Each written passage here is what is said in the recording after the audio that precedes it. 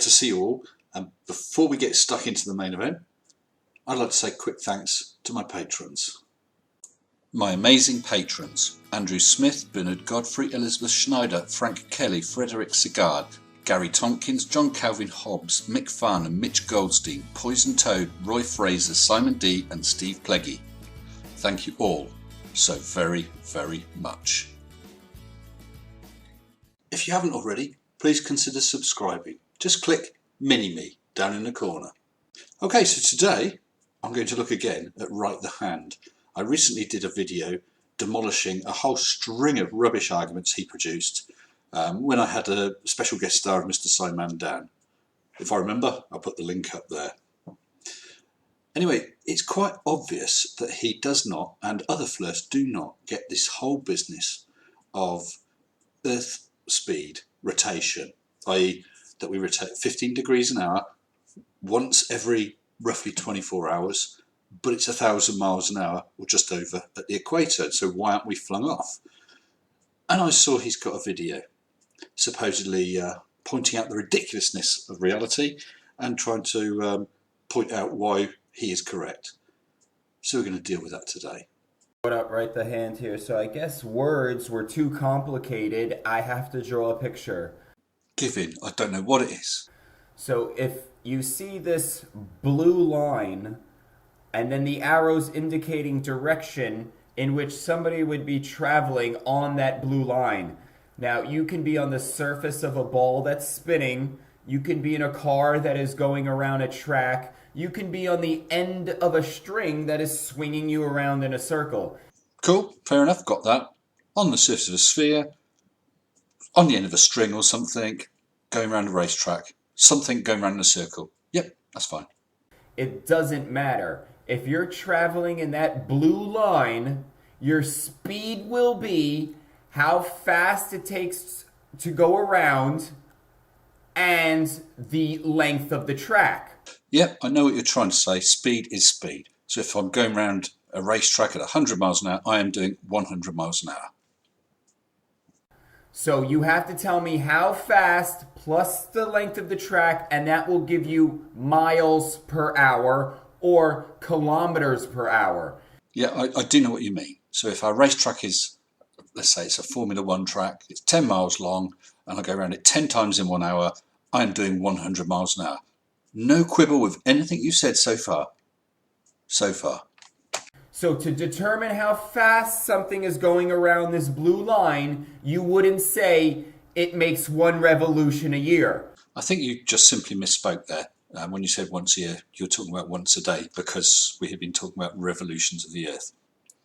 But again, I agree.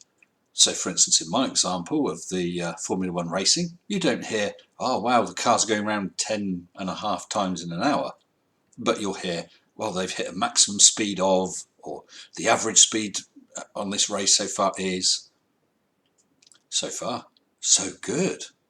That would be useless in telling you the speed at which something was traveling around this pathway, because this blue is not an object. It is simply the point in which you start here, take the entire blue line around, and return to your previous spot where you left. Yep, whether that's 1 complete rotation of the Earth, or 1 time round a racetrack, or once round your object on the end of a piece of string. You have to travel in a distance, and if you said 1 rotation, that means nothing. Speed is in kilometers per hour, miles per hour, per second, distance per time. Well, it looks as though you have a grasp on what speed is.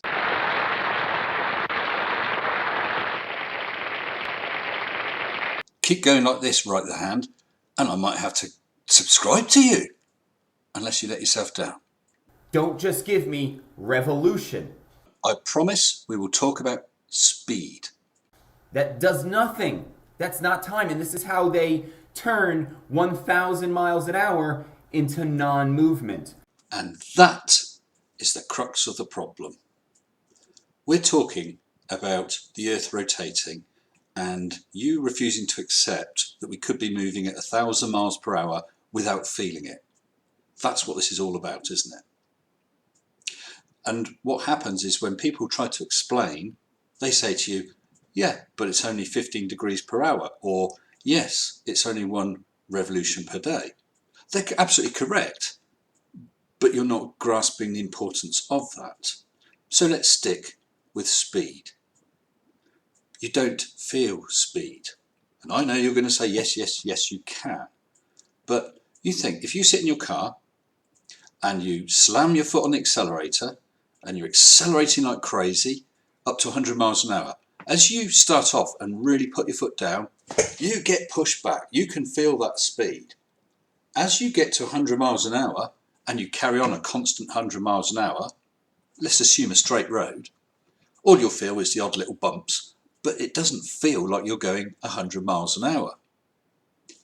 Then if a child steps out in front of you and you slam on the brakes, next thing you know, whoa, you feel the deceleration.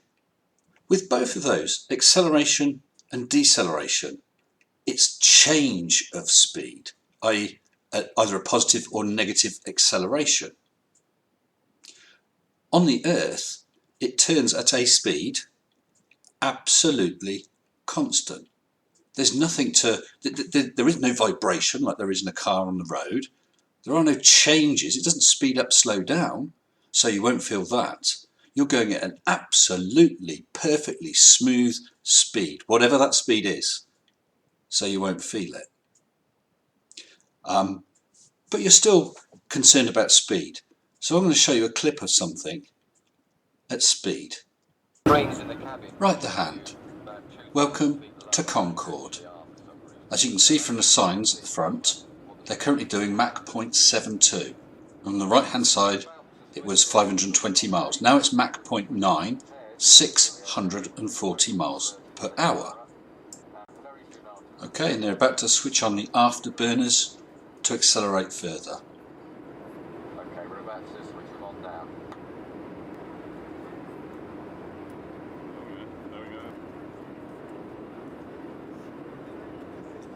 And now they're travelling at Mach 1, 670 miles per hour. And at the speed of sound, what happens? The stewardess just happily wanders through. She doesn't seem to have a problem with going at that speed. A little while later, Mach 1.2, 790 miles per hour. 1.45, 990 miles per hour. 1.45, 1000 miles per hour, but your champagne is fine. 1.82, 1240 miles an hour. At Mach 1.92, 1300 miles an hour, a non-highly trained passenger walks along quite happily, as they do at Mach 2, twice the speed of sound, but lunch is good. So aside from the buffeting from the air, at 1310 miles an hour, you don't really notice it. All the doors to manual and cross-check. Many thanks. Well, the passengers could look out the window and see that they were going fast. There was the vibration and buffeting from the air, which obviously they would notice. But the fact that they were going over 1300 miles an hour, didn't feel it. They could sit there eating their lunch. They could sit there drinking their champagne. It wasn't a problem. The reason being, it was a constant speed in one direction. It's the change in direction, which is an acceleration to the left or to the right. That's what you'll, or faster or slower, that's what you'll feel. And I'll now absolutely prove my point with a second clip. Welcome to Alton Towers and the much beloved and missed Corkscrew. It opened in 1980, closing in 2008, cost £1 million, 2,400 feet of sheer terror, with maximum vertical angle of 43 degrees, carrying 1100 riders per hour and achieving G-force of 3.1. This thing was amazing. This thing was one of a kind and greatly missed. This thing would make people crap their pants. Absolutely stunning. And I know many people were very, very sad to see it go.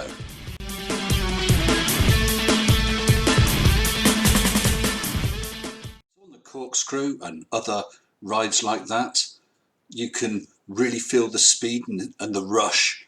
You're getting thrown to the left, thrown to the right, you're plummeting down, and so your weight is decreased, and then you're accelerating back up through a dip, so your weight is increased. You're getting thrown around left, right and centre. Boy, can you feel that speed. Do you know what that speed was? Want to take a guess? It was 69 kilometres an hour, a little under 43 miles an hour. I'd like to see you try and eat a meal or drink your champagne sat on something like that. And that's how it is with the Earth.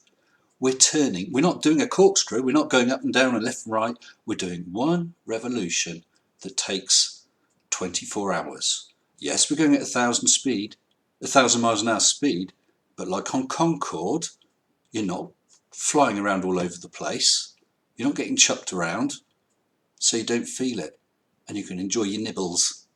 Earlier on, you had a bit of a whinge about people talking about revolutions rather than speed. I'll play the full clip now.